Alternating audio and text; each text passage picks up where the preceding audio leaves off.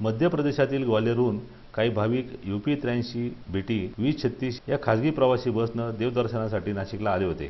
दुपारी 4 वाजेच्या सुमारास चालकानं बस गंगा घाटावरील पार्किंगमध्ये उभी केली। त्यानंतर भाविक दर्शनासाठी पंचवटीमध्ये गेले। सायंकाळच्या सुमारास गोदापात्रातील पाण्याच्या पातळीत वाढ झाली आणि बस वाहून जाऊ लागली। यावेळी बसमध्ये चालकासह 4 जण होते। ही घटना लक्षात येताच जीवरक्षकांनी चौघांना सुखरूप बस बाहेर काढलं, पण बस मात्र नाल्यामध्ये अडकल्याने जीवरक्षकांची कसोटी लागत होती। अखेर गुरुवारी सकाळी बस पाण्याबाहेर काढण्यात आली।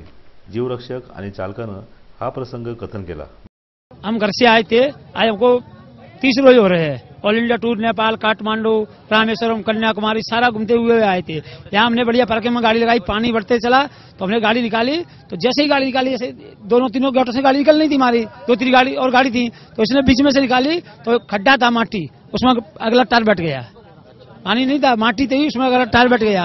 अब इसलिए हम क्रेन मशीन लेने गए थे, हमको टाइम हो गया। क्रेन मशीन पहले लाया, क्रेन मशीन वाले को पैसे दिया, उस पर नहीं निकला, वो भाग गया।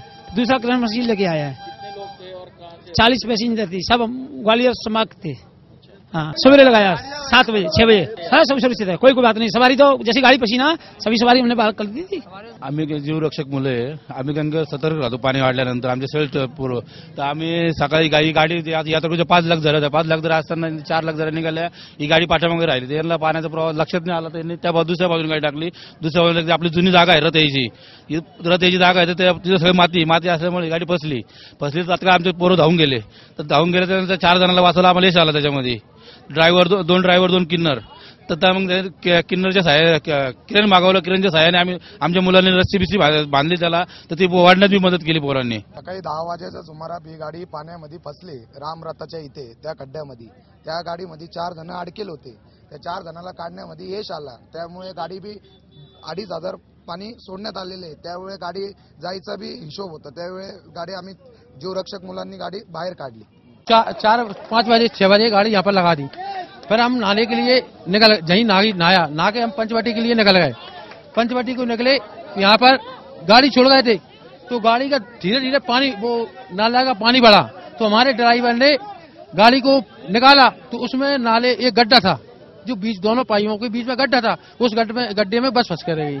तो बस फंस गई, तो सर हम जब दर्शन करके आए तो हमने देखा बस फंसी है, तो हमने बस को फिर निकालने की वो करी गई। यहाँ की प्रशासन ने मदद की हमारे साथ निकालने की। इसमें हम सर ग्वालियर से आए हैं, वैसे रहने वाले MP मध्य प्रदेश के हैं, UP की बस है। बस हम इसमें 40-50 लोग हैं। शहर परिसरात पावसाची संततधार सुरू असून गोदापात्रानजीक कुणी जाऊ नये असं आवाहन पोलीस यंत्रणा आणि जिल्हा प्रशासनानं केलं आहे। गुड्डू शेखसह उमेश आवनकर, दिशान्यूज, नाशिक।